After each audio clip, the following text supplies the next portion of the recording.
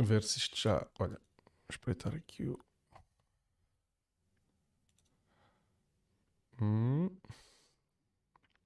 Falta um minuto. Sim, mas já acho que já estamos. Acho que já estamos aqui. Só verificar se está aqui tudo bem. Fechar aquilo que não é preciso estar aberto. E fechar isto.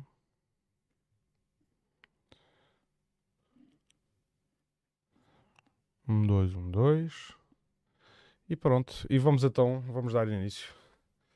Uma boa noite e antes de mais vamos, tudo correr aqui bem, passar já o genérico. Despachamos já essa parte. Fazemos assim. Vai.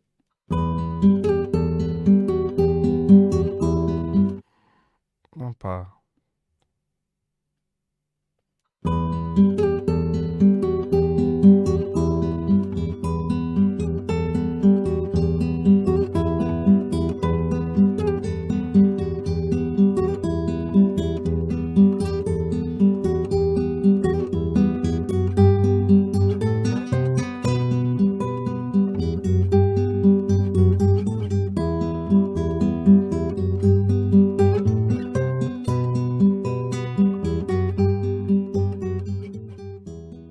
Admira Livre Podcast.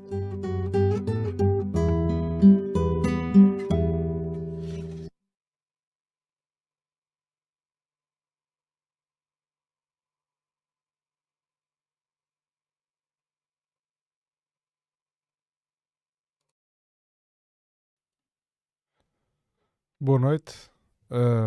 Boa noite. Boa noite. Pai, como é que estás hoje? Bem? Hoje estamos aqui para mais uma das nossas... das nossas tuas. Eu estou só aqui a ver se isto... A ver se os arames não se partem aqui no, no meio do aparato técnico que aqui está montado. Em setembro de 1939, mais concretamente 1 de setembro, isto é aquilo que vem nos livros de história, começou oficialmente um conflito conhecido por Segunda Guerra Mundial. Ele não foi de imediato, não teve contornos, não abrangeu todos os continentes, não abrangeu a maior parte do mundo, mas rapidamente se espalhou e espalhou-se também ao Oceano Atlântico, embora não tenha afetado Portugal diretamente, na medida em que Portugal não entrou, não foi parte beligerante neste conflito, manteve a sua neutralidade. Esse conflito desenrolou-se de 1939, 1 de setembro, como eu disse, e terminou em 2 de setembro de 1945. E porquê é que eu estou a falar disto? E apesar de Portugal não ter entrado, porquê é que lhe vamos dar destaque? Porque, embora Portugal não tenha entrado neste conflito, estivemos aqui, os habitantes da costa portuguesa e mais concretamente o litoral alentejano, estiveram na primeira fila para assistir a alguns dos combates, alguns dos confrontos que se desenrolaram entre as potências, que andaram aqui muito próximo e mais não digo, vamos contar alguns desses episódios que se passaram aqui em Vila Nova de Mil Fontes, mas faremos também referência a outros. E antes de começar a conversa propriamente dita, vou passar aqui uma coisa que nós fizemos. Fomos ao terreno, fomos ver onde é que as coisas aconteceram e achamos que isto tem aqui algum interesse.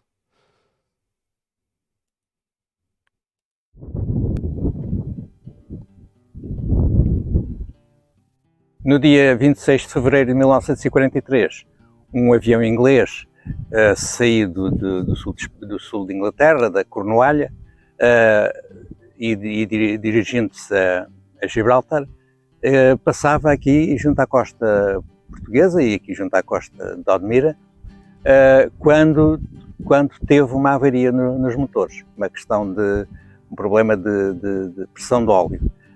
O avião ainda voou um pouco para sul da foz do Rio Mira, sobre o mar, claro, e depois deu meia volta para norte, na direção do norte, procurou esta planície que eles tinham naturalmente visto quando voaram para sul e procuraram aterrar exatamente aproveitando o terreno com pouco desnível e pousaram junto a uma lagoa que se costumava formar um pouco a norte do Monte das Pousadas Novas, monte que neste momento nós não vemos porque a vegetação entretanto cresceu à volta, e pousaram, mas acabaram por capotar. Portanto, o avião ficou de rodas para o ar e com um dos tripulantes bastante ferido, embora os outros dois tripulantes, o piloto e o navegador, não tivessem sofrido qualquer ferimento de monta. Quando os trabalhadores das pousadas acorreram ao sítio da queda do avião, encontraram já fora os dois tripulantes que ficaram ilesos, e que quando viram chegar os portugueses, eles fizeram gestos para que não acendessem cigarros, para que não fizessem lume, porque podiam ocasionar uma explosão, um incêndio ou uma explosão por causa do combustível do avião derramado. A lagoa é hoje perceptível com alguma dificuldade, inclusive não tem água, mas era uma lagoa que resistia às estiagens. Em tempos que eu ainda conheci, passava o verão e mantinha-se sempre alguma água aqui. Entretanto, com a agricultura, no princípio do século XX, toda esta zona começou a ser semeada de cereais. E essa remoção dos solos, essa remoção dos solos acabou por ajudar a colmatar as lagoas, nomeadamente esta. Ultimamente, com a falta de chuva, naturalmente, todas estas lagoas temporárias acabaram por ficar secas. Neste caso concreto, nem sequer era propriamente uma lagoa temporária, ela resistia praticamente de ano para ano, sem secar. Bom, e foi aquilo que acabámos de ver, foi o nosso primeiro trabalho de exterior no âmbito do Admira Livre Podcast. E portanto, e se calhar é por aí que começamos, não é? Pelo episódio que se passou ali na zona das Pousadas Novas. Precisamente, mas eu se calhar sugeria-te que passássemos o nosso PowerPoint. Então há aquelas imagens que costumam guiar a conversa. Sim. É isso, vamos lá. Ora, já cá estamos. Pronto, isto dá a impressão que é assim uma brincadeira. A Segunda Guerra Mundial na costa alentejana, toda a gente sabe que Portugal não foi país beligerante e que nem a Espanha, por acaso duas ditaduras europeias, e que dois países que tinham regimes políticos que não eram democráticos e, no entanto, não entraram na guerra. Isto também significa que, por vezes, as democracias fazem, enfim, desempenham papéis muito pouco defensáveis nesta questão das guerras, não é? Por vezes as ditaduras não fazem guerra e as democracias entretêm-se a matar gente em quantidades industriais. Uhum. E posto isto, Passa, por favor, a próximo slide. Ora bem, o que nós temos aqui neste slide, temos um mapa, que por acaso é um mapa do Parque Natural, mas que nos serve para mostrar aqui três dos factos que nós vamos hoje em dia comentar. Vamos aqui comentar.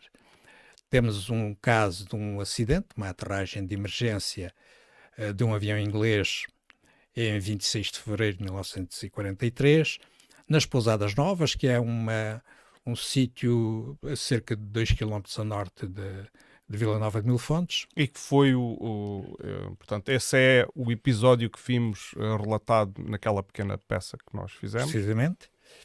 E depois aproveitamos também para falar na queda, num despenhamento de um avião inglês, abatido por outro avião alemão, em 7 de setembro de 1943, portanto, alguns meses depois, numa batalha, em consequência de uma batalha desenrolada ao largo do Cabo de Sardão e que teve como consequência o despenhamento desse avião inglês e a morte dos seus 2 tripulantes.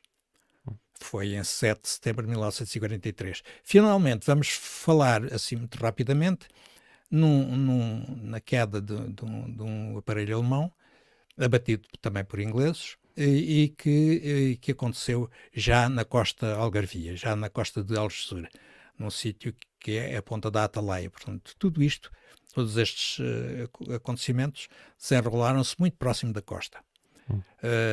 Podes passar, por favor. E isto, antes de passar, queria dizer só que, apesar de nos focarmos, temos aqui estes três casos como exemplo, mas há relatos por parte dos moradores aqui da zona litoral. Ainda no outro dia falava com um amigo meu que dizia que a avó lhe contava, ou que a avó ou o avô, agora não tenho bem de memória, contava que ouvia ou que também testemunhou algumas dessas cenas. Sim. Os combates normalmente desenrolavam-se ao largo da costa portuguesa, mas as pessoas podiam apreciar as evoluções dos aparelhos, dos aviões, ouviam as metralhadoras e os canhões perfeitamente. Eu recordo-me que o meu pai, por exemplo, contava-me isso, que de manhã, um dia, quando se levantou e estava a fazer o café, ouviu pela chaminé os disparos, portanto, os sons das metralhadoras e dos canhões, e depois foi toda a gente junto do castelo e podiam ver ao largo as evoluções, o combate entre os aviões portanto, ouvir esses sons. Né? Portanto, em Portugal, nessa altura, caíram ou aterraram cerca de 130 aviões. Portanto, não foi assim uma coisa tão pequena como isso. E desses 130 aviões, muitos foram aproveitados para a Força Aérea Portuguesa. Sim, alguns deles foram aterragens, por vezes até aterragens por falta de combustível, aviões que se perdiam, digamos, e que aterravam sem combustível. Esses aviões, segundo os acordos internacionais, ficavam para Portugal, ficavam a pertencer a Portugal, e nessa altura Portugal chegou a ter uma força aérea quase invejável para um país pequeno como este. Entretanto, os pilotos enfim, as tripulações que sobreviviam a esses acontecimentos eram reunidas num determinado ponto e depois eram repatriadas logo que houvesse oportunidade, logo que os países respectivos tivessem a oportunidade disso. Portanto, houve aqui em Portugal, isso acontecia na cidade de Elvas, esse ponto de concentração. Depois, normalmente, era por Lisboa que eram evacuados. Mas há notícias de ingleses, de alemães, de americanos, enfim.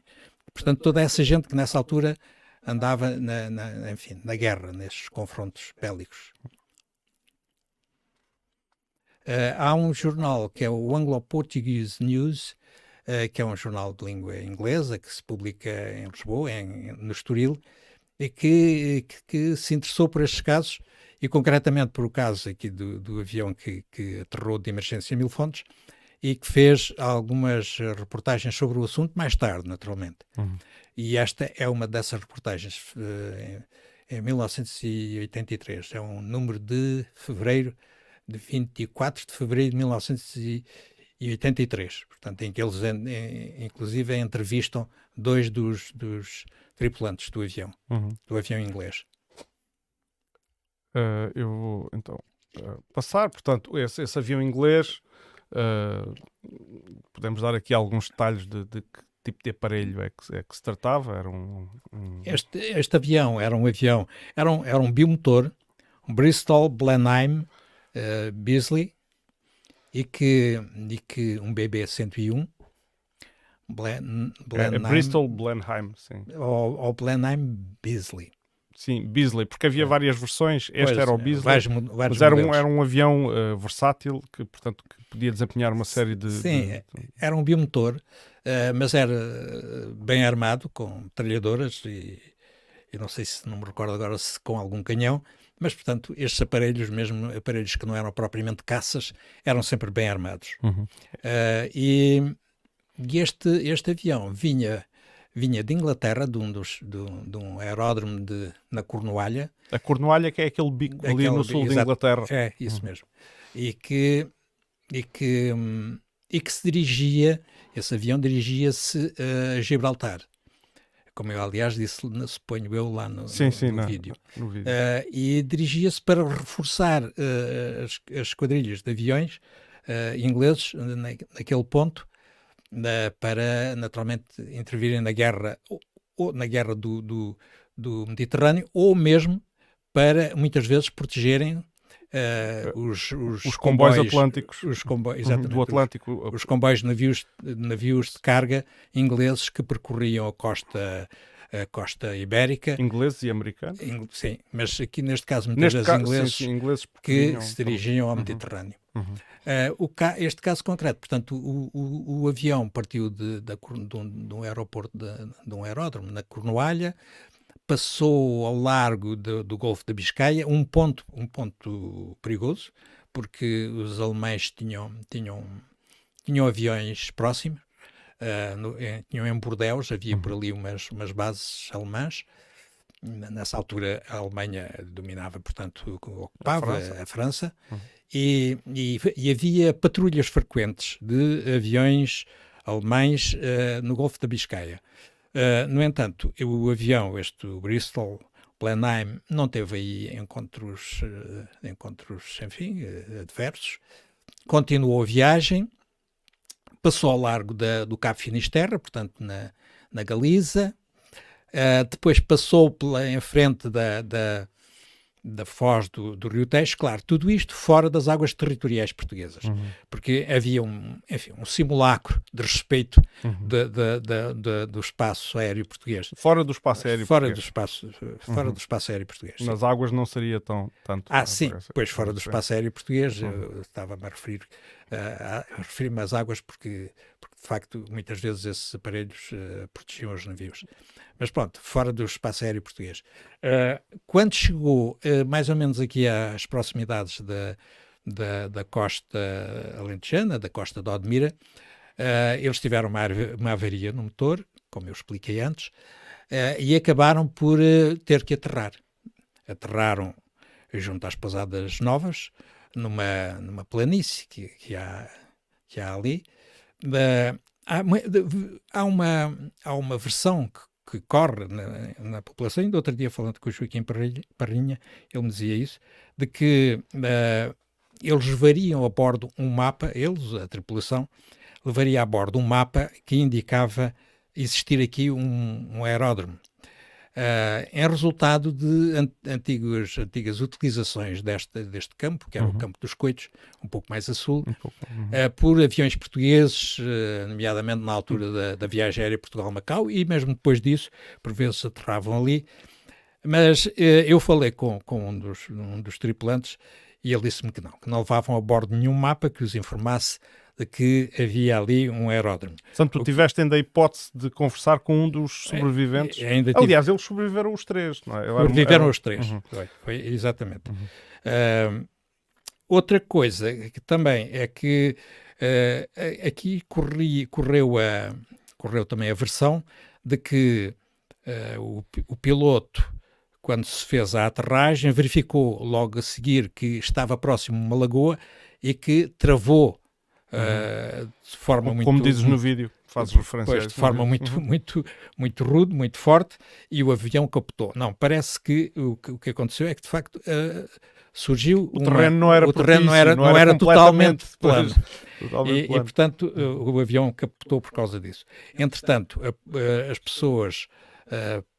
podes passar, por favor. Podes passar... Portanto, este é o avião, o tipo de avião. Não era aquele avião, é o modelo. É o modelo. Uma fotografia à cor. Reparem que na parte, no dorso do avião, há uma torreta onde se instala um tripulante com uma metralhadora. Portanto, é uma defesa, uma das defesas do avião, para evitar que algum inimigo se aproximasse por cima e que Neste caso, estas torretas, salvo erro, até faziam rotação a 360 graus. São problemas técnicos, mas... Pois, portanto, podia servir enfim, para cobrir ângulos mortos que as metralhadoras da parte da frente do avião não podiam cobrir. E, portanto, como vê, é um bimotor. Este Bristol Blenheim vinha carregado de peças para aproveitarem a viagem. Portanto, peças de avião que traziam para Gibraltar para aproveitarem a viagem. Vinham em função logística. Quer dizer, o avião ia destacado para Gibraltar, Mas aproveitavam a viagem. Claro. Né? Podes passar, por favor. Ora bem, o que aconteceu foi isto que estamos a ver. Isto é uma fotografia da época. O avião está de rodas para o ar.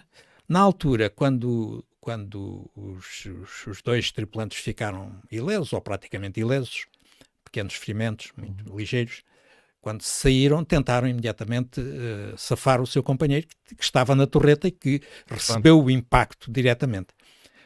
Entretanto, aproximaram-se os trabalhadores portugueses que trabalhavam ali nas pousadas novas, e eles fizeram aqueles gestos para não fumarem, e foram eles, os tripulantes e os trabalhadores, que safaram o desencarceramento do tripulante que tinha ficado na torreta e que tinha ficado com ferimentos de maior gravidade. Esse tripulante acabou por ser transportado num carro de mulas, uma carroça uma viatura do mais moderno que havia ali na altura. Mais moderno na altura. Foi transportado para a vila, para Mil Fontes. Na altura estava o Dr. Fortunato Simões dos Santos, que era um médico de Odmira, que dava assistência aqui a Mil Fontes e que até vinha cá passar férias. Eu sou amigo dos filhos, e sobretudo do Zé Maria. E portanto, ele acabou por ser evacuado. Acabou por ser levado para Lisboa, onde esteve no Hospital Inglês. De automóvel. Sim, naturalmente, nessa altura não era muito comum encontrar-se um automóvel, porque não havia peças, não havia automóveis também, porque tudo vinha dos países beligerantes. Não havia combustível, havia escassez de tudo isso. Mas conseguiram arranjar um automóvel que o levou para Lisboa. Ele, entretanto, foi assistido no Hospital Inglês, depois foi transportado para a Inglaterra e teve 3 meses ainda lá em recuperação num hospital, no centro de recuperação. Esta fotografia parece-me ser tirada de poente para nascente, não ali de um ângulo que eu não consigo determinar, mas mais ou menos perceptível a serra lá ao fundo. Sim, mas a mim parece-me mais, talvez, não tanto de poente, mas mais de... digamos, sudoeste. Sim, aproximadamente. Sim, apanha na mesma ali a linha da serra. Exato. Entretanto, os outros tripulantes vieram também para a vila, como aconteceu em todos estes casos, as pessoas que lá foram entretiveram-se a recolher recordações. Algumas recordações não seriam assim só recordações. Consta-se que houve um sujeito que encontrou uma pistola e que ele levou para casa. Alguém lhe terá dito depois: epá, levaste uma pistola, isso é uma coisa perigosa, isso é uma coisa de muita responsabilidade. Vê lá que a polícia vem aí atrás de ti. E parece que o homem atemorizou-se e atirou a pistola para um poço. Mas pronto, esta coisa das recordações não só de peças, como de objetos que estavam no avião, isso era um clássico. Toda a gente quase saqueava estes aviões para levar para casa coisas como recordação. Houve um homem de Mil Fontes, o Jorge Falcão, que morreu aqui já há 2 ou 3 anos, já com 90 e bons. O Jorge Falcão também me disse, tinha trazido uma fita de balas de metralhadora e mais não sei o quê. Portanto, eram sim essas recordações. É claro, as recordações eram levadas por gente nova, não é? Por pessoas, por rapazes, não é? Porque a maior parte das pessoas não lhe interessaria muito, mas os rapazes de 17, 18 anos, naturalmente, gostavam de ter estas Eram recordações. objetos raros. Eram objetos raros, é verdade. Ouvi também falar nos binóculos, claro, isso já eram coisas que valiam, já valiam dinheiro, isso já não eram simples recordações. Claro que as autoridades não gostavam disto, não é? Mas porque tinha o seu papel era protegerem estes restos e naturalmente darem conta deles depois aos seus superiores. E depois, quando é que este aparelho foi removido ali das... Foi removido algum tempo depois, foi trazido para Vila Nova de Mil Fontes. Não sei exatamente se ele foi carregado depois em algum caminhão ou qualquer outro tipo de transporte, mas sei que foi removido dali e que foi transportado. Tu já não o chegaste a ver? Não, isto foi em 1943, eu nasci em 45. Podiam não ter deixado lá. Não. À intempérie, mas não. Isto depois era considerado material de guerra, com algum segredo, não é? Isto depois era objeto de remoção.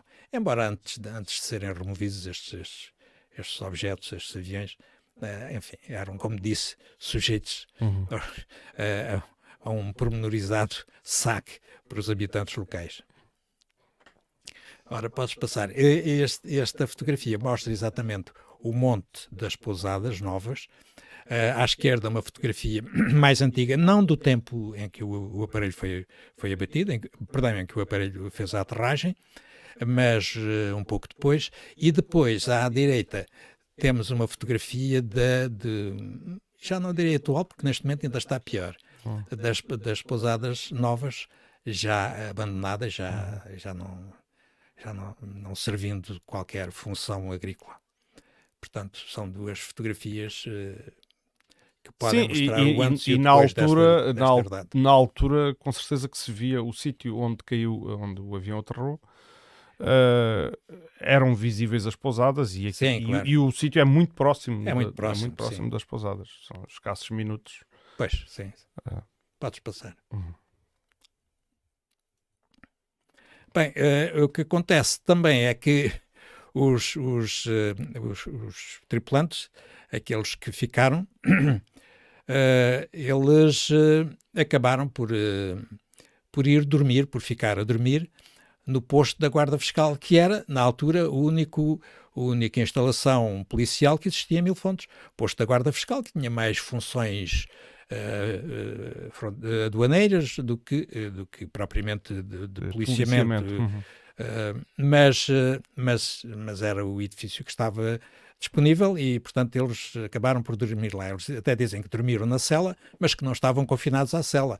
Podiam sair quando quisessem e de facto, eles, em Vila Nova de Mil Fontes, acabaram por ter, digamos, uma vida regalada. Podes passar, por favor, para vermos o mesmo edifício atual. Pronto, é esta casa que aqui está. Que ainda lá está, é a mesma lá está, casa. Que ainda pertence ao Estado. A Guarda Fiscal começou a funcionar em Portugal, este corpo da Guarda Fiscal é de 1885, aqui o posto da Guarda Fiscal em Portugal é de 1894, portanto isto é um edifício com uns anos bons, tem mais de um século. E portanto, os dois aviadores ficaram aqui em Vila Nova de Mil Fontes e eram apaparicados por toda a gente.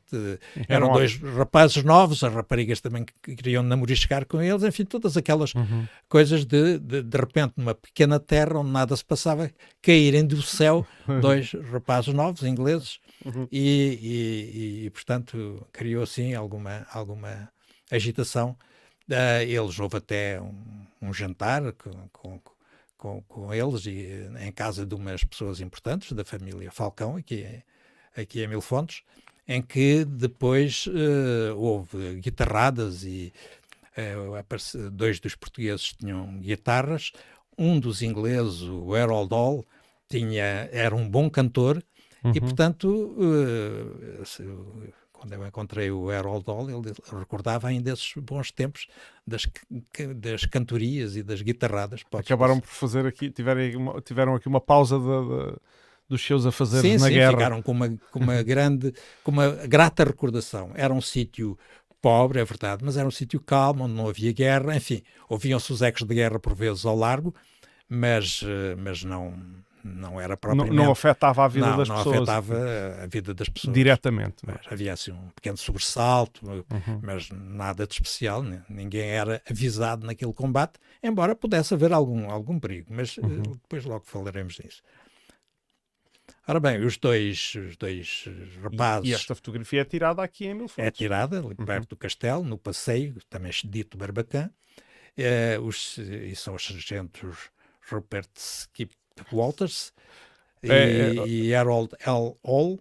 É Rupert Walters e Harold Hall. Nós hoje estávamos a conversar isto e eu acho, e se houver alguém que venha a ouvir isto e acho o contrário, por favor que se expresse, que aqueles nomes, entre aspas, são alcunhas que todos os operacionais militares recebem e que são os nomes que usam em comunicações neste caso, durante o voo. Esta data que eu aqui escrevi está enganada, isto é fevereiro, não março, portanto é mesmo no fim de fevereiro. Um dos tripulantes do avião, o Rupert Walters, ainda tem um penso na testa, um pequeno ferimento, nada de importante, mas portanto o penso tinha sido feito no dia anterior, e portanto é fevereiro ainda e não março. Portanto, esta fotografia é uma fotografia tirada aqui a Milfontes por algum fotógrafo aqui da terra. O Harold Hall, que é o que está do lado direito, aquele que tem o cabelo mais alto, era então esse tal bom cantor. Bom cantor, não é? Que cantava. Interpretou, numa dessas jantaradas, interpretou várias coisas da moda, e uma delas foi Begin the Begin. Isso era uma coisa, E não me está a vir à cabeça o nome do autor do Bing Crosby. Bill Crosby. Bing Crosby. Bing Crosby. Se calhar vou passar aqui um pouco dessa música. Assim, se calhar, muito pouco naturalmente, porque isto tem que estar aqui mais que preparado.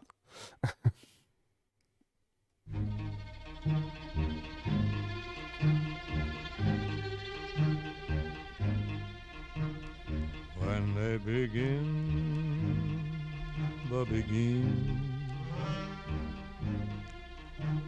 it brings back the sound of music so tender. It brings back a night of tropical splendor. Sim, mas era um êxito na altura. It brings back a E hoje em dia, às memory vezes são apreciados outra vez.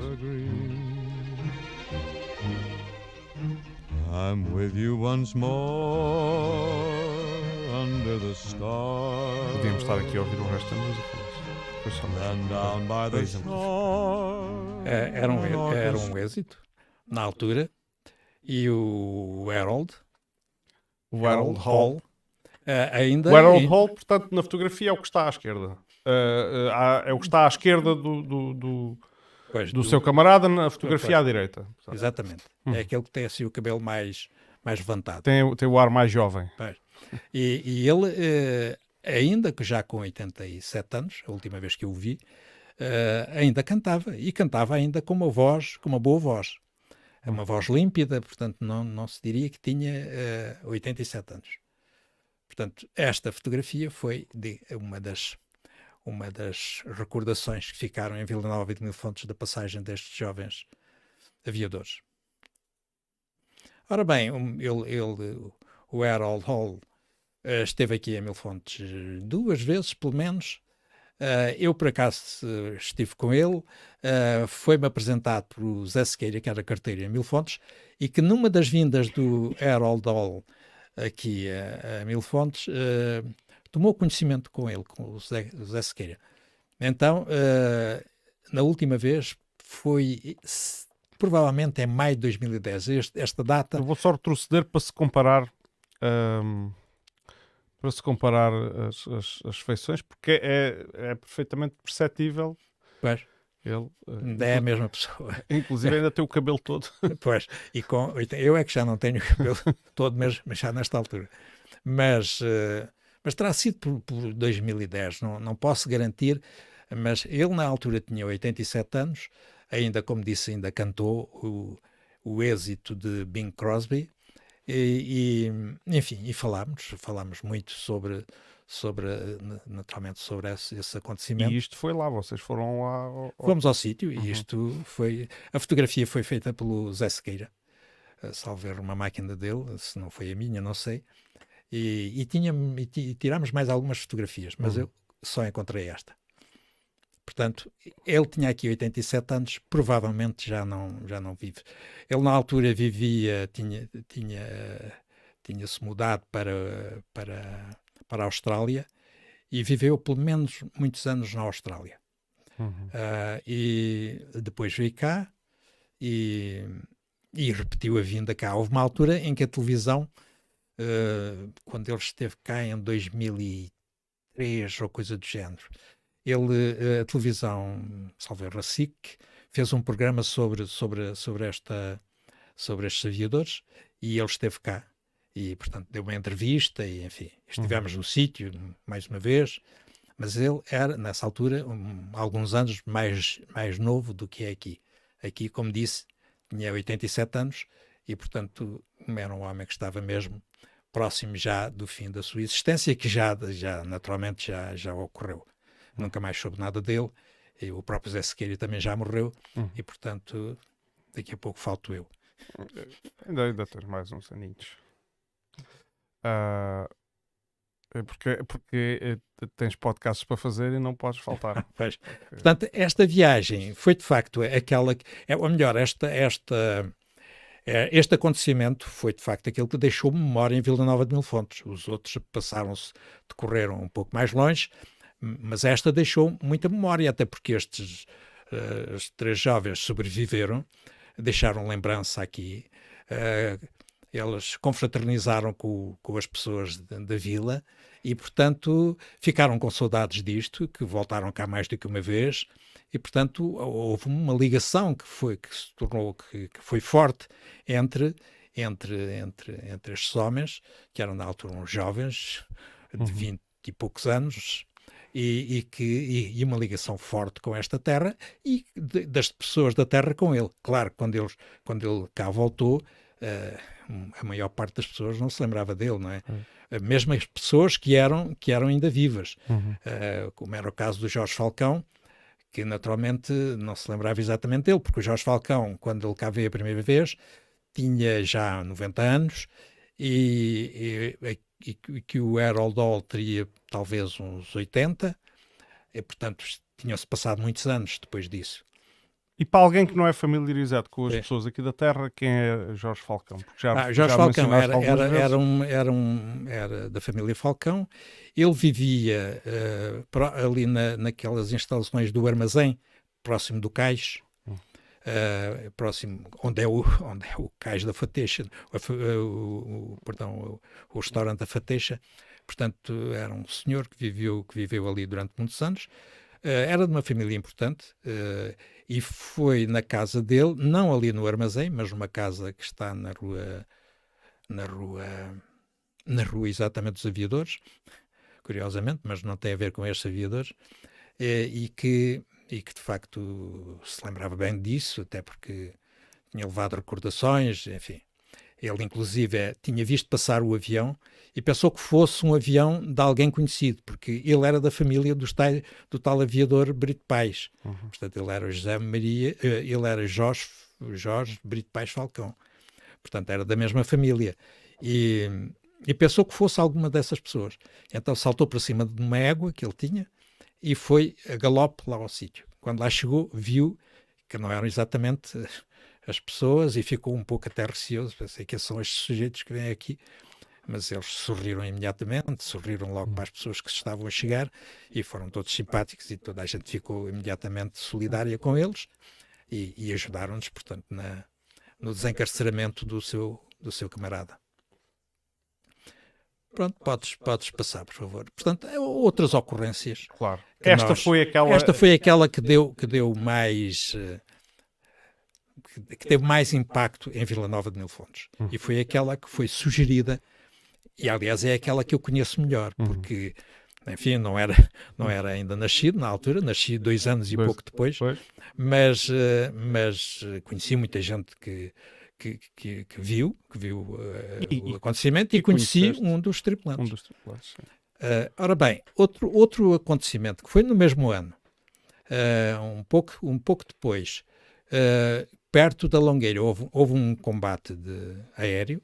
Mais uma vez não. Este caso era um combate aéreo que tinha a ver com um comboio de navios mercantes inglês que passava ao largo da costa portuguesa e portanto, havia um ataque de aviões alemães a esse comboio de navios e vieram alguns aviões ingleses de Gibraltar para interceptar e apoiar os navios e tentar evitar o combate e tentar evitar o ataque dos alemães. Um dos aparelhos ingleses, um Bristol Bullfighter, portanto, enfim, da mesma marca do anterior. Também um bimotor. Também um bimotor, exatamente. Nós devemos ver a seguir como era esse tipo de aparelho. Era um avião tripulado por um piloto que era o Arthur Maudsley e Arthur David Ashton. Exatamente. Arthur Terence Maudsley, acho que é assim que se chama. Precisamente. Esse aparelho foi abatido por um outro aparelho, um Focke-Wulf alemão. Bom, o meu alemão é pior que o meu inglês. Mandado pelo tenente Erich Stocker. Este aparelho inglês, portanto, era, como disse, um bimotor, tinha vindo de Gibraltar e acabou por ser abatido por um avião que era um quadrimotor, mandado por um tenente. Este quadrimotor tinha uma tripulação mais numerosa, mas eram aparelhos com muito armados. E, em princípio, o avião inglês teria vantagem num combate, digamos, um para um, mas nestes casos havia vários aparelhos no ar e, portanto, é possível, e parece que foi isso que aconteceu, que o Bristol Bullfighter acabou por ser apanhado por trás ou de lado. Enfim. Ele foi abatido por um bombardeiro, que é curioso. Mas também acontecia. Era um bombardeiro, atenção, era um bombardeiro, eu posso dizer que esses bombardeiros eram armados com um canhão de 20 mm e com 5 metralhadoras 7.9. Sim, que é o calibre alemão. 7.92 pois. salvas. E, portanto, eram aparelhos muito armados, não é? Pronto, neste caso, aqui eu recordo de falar com pessoas que foram, até de Vila Nova de Mil Fontes, que foram ver o avião e essas pessoas é que me contaram, a Áurea Batista contou-me uma história, fui lá até com outro rapaz, que nessa altura namoravam e tal, foram lá ver, trouxeram as recordações e contaram-me que viram, que encontraram um tripulante que tinha saltado de paraquedas, suponho que foi o Arthur Ashton, mas que o aparelho já ia muito baixo e, portanto, o paraquedas não teve tempo de abrir e ele caiu no chão e, portanto, morreu. Caiu sem paraquedas, né? Foi um salto sem paraquedas, provavelmente ainda uns 40 metros de altura, portanto não tinha grandes hipóteses. Entretanto, o piloto foi até ao fim e disse-me a Áurea Batista que viu o piloto e que estava muito queimado e, portanto, que é natural. Despenhou-se com o avião. Despenhou-se com o avião e, portanto, ficou muito queimado e o corpo estava, de facto, muito tinha o aspecto característico de ter sido queimado. Carbonizado. Não totalmente carbonizado. Era perceptível bem o corpo e isso, mas era... Portanto, o aparelho era deste tipo, portanto, mais uma vez um bimotor, um Bristol. Este tipo de aviões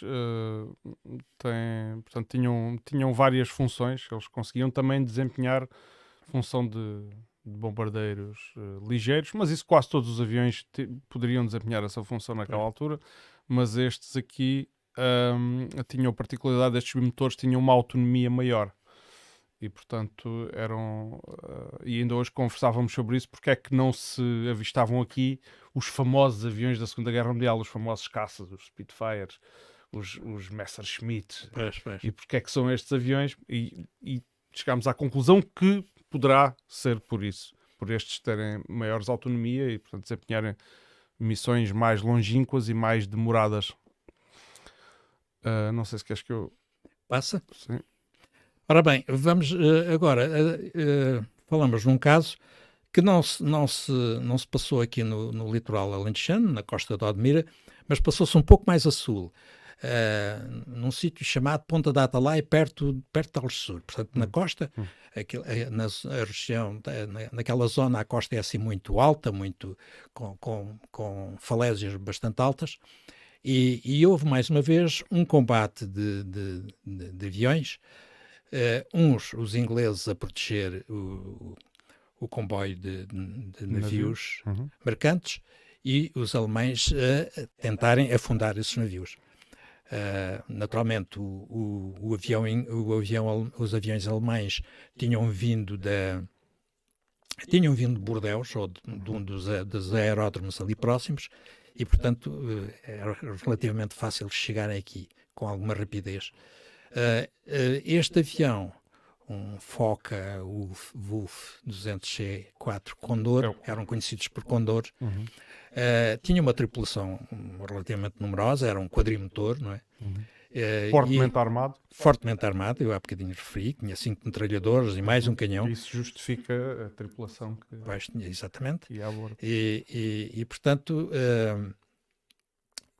eram 4, salvo erro, eram 4 Condores e enfim, de repente chegaram mais alguns aviões Beaufighter, alguns deles, Bristol Beaufighter, vindos de Gibraltar, e iniciaram o combate. Naturalmente os Condores ficaram com alguma desvantagem, porque os outros aviões seriam mais ágeis.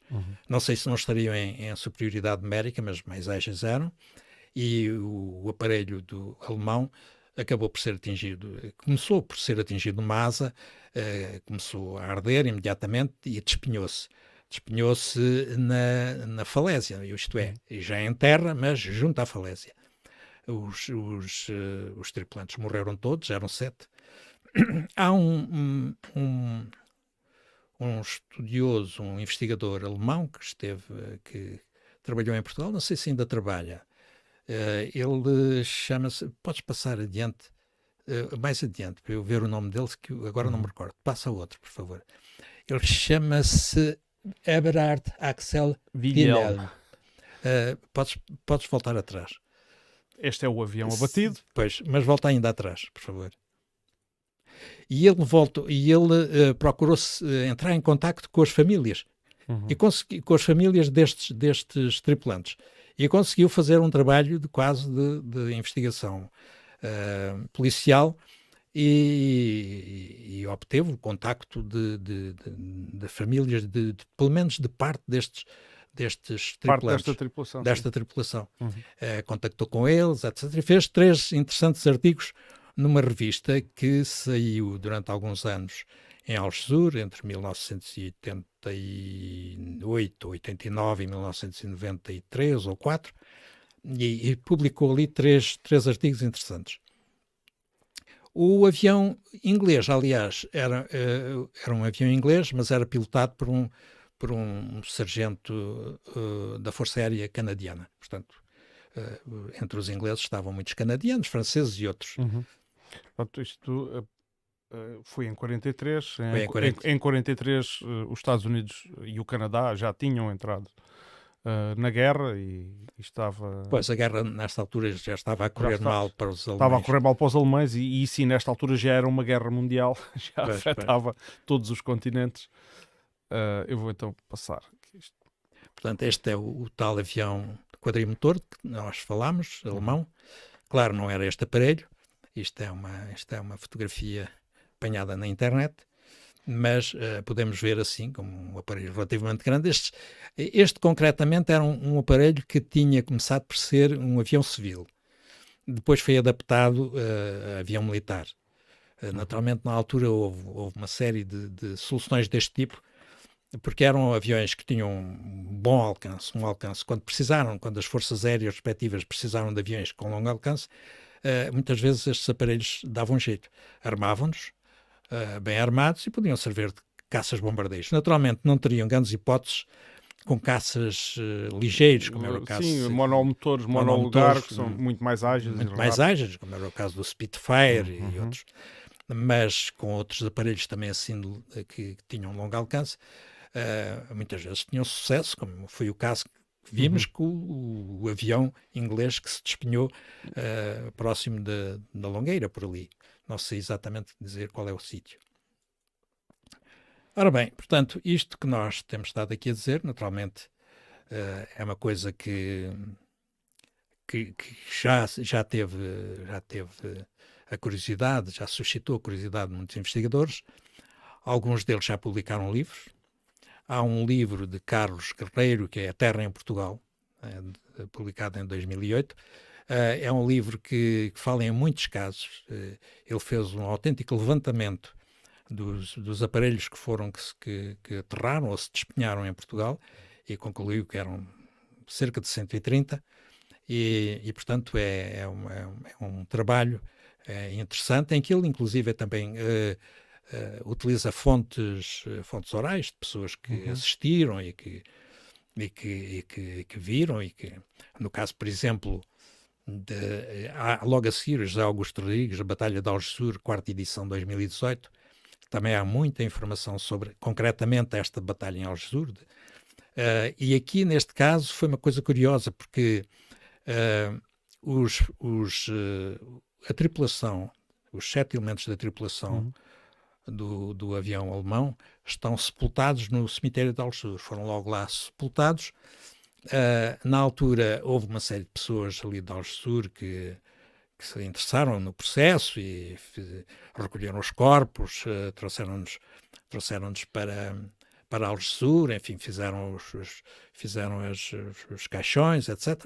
E, portanto, interessaram-se por todo esse processo.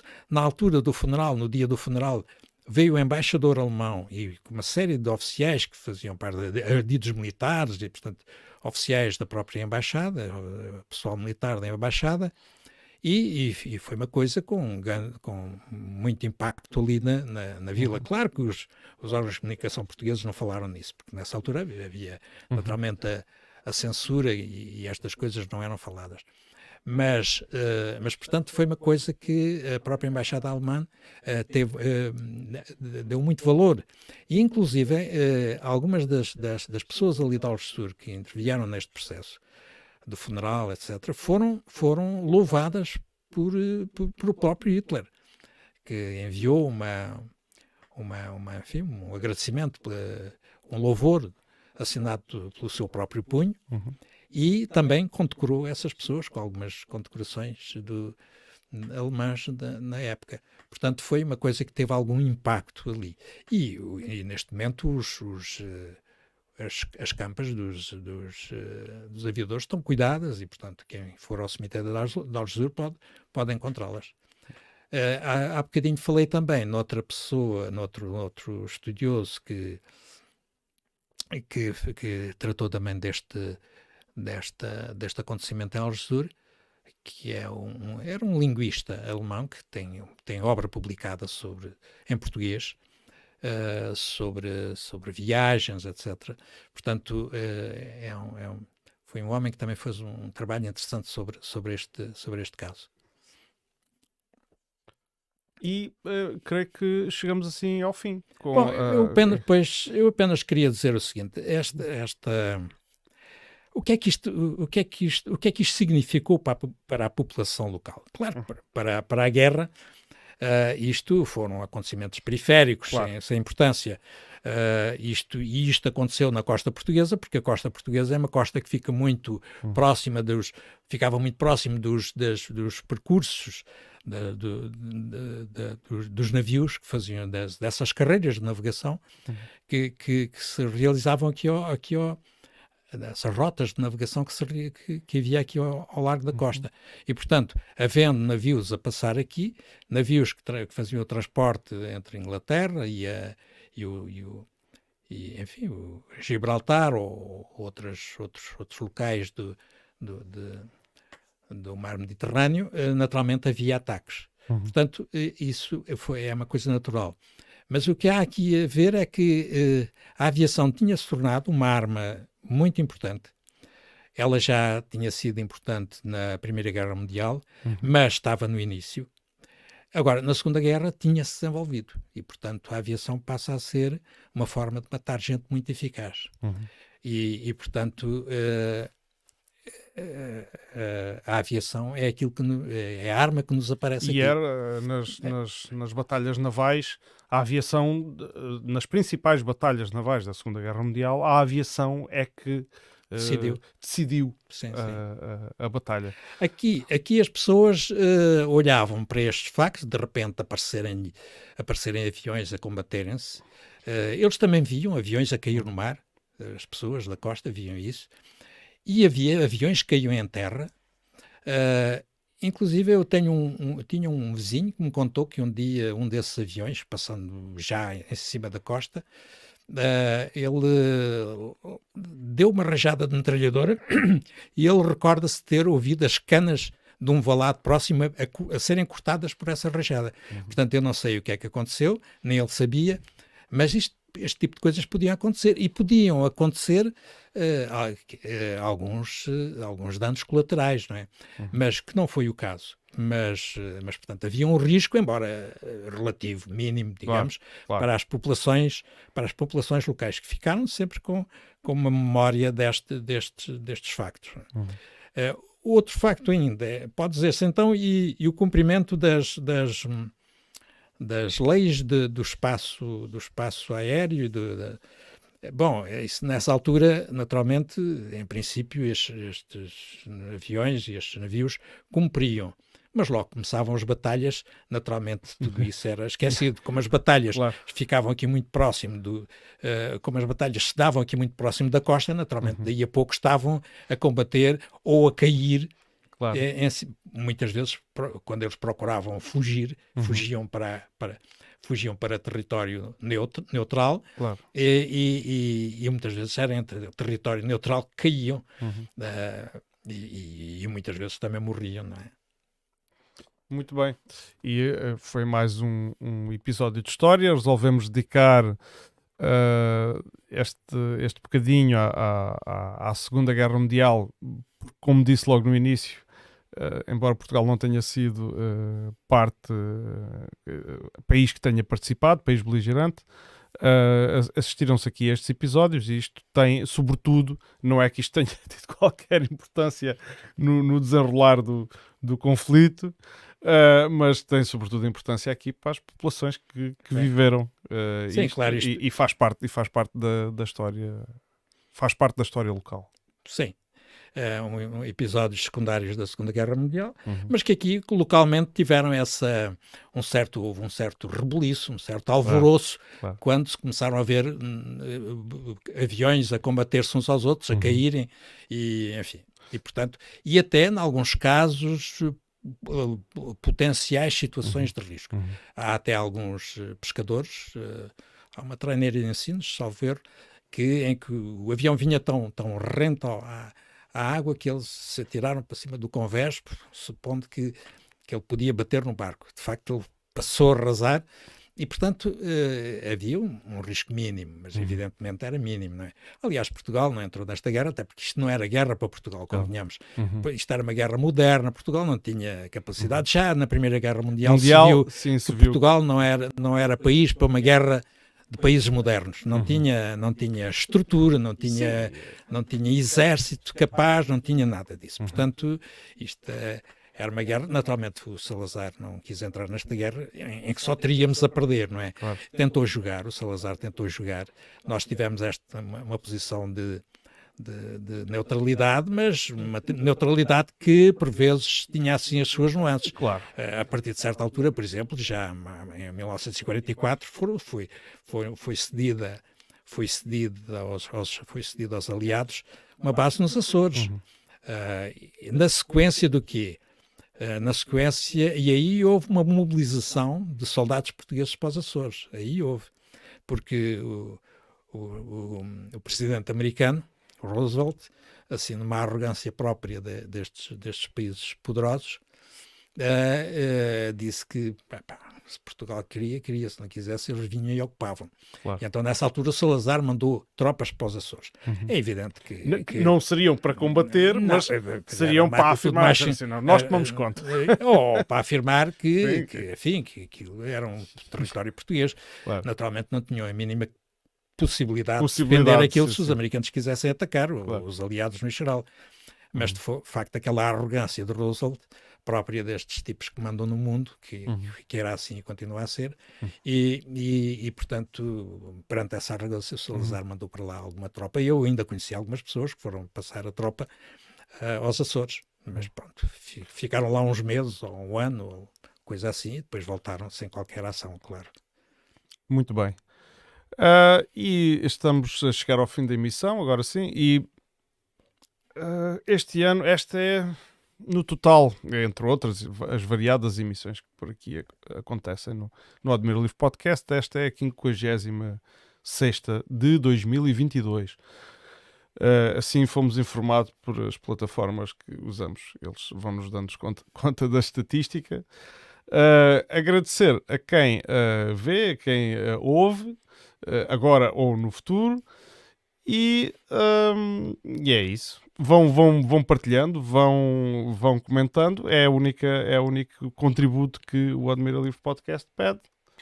Sem mais nada, despedimos-nos e uma boa noite. Até à próxima. Até à próxima. Vão ver próximas, claro.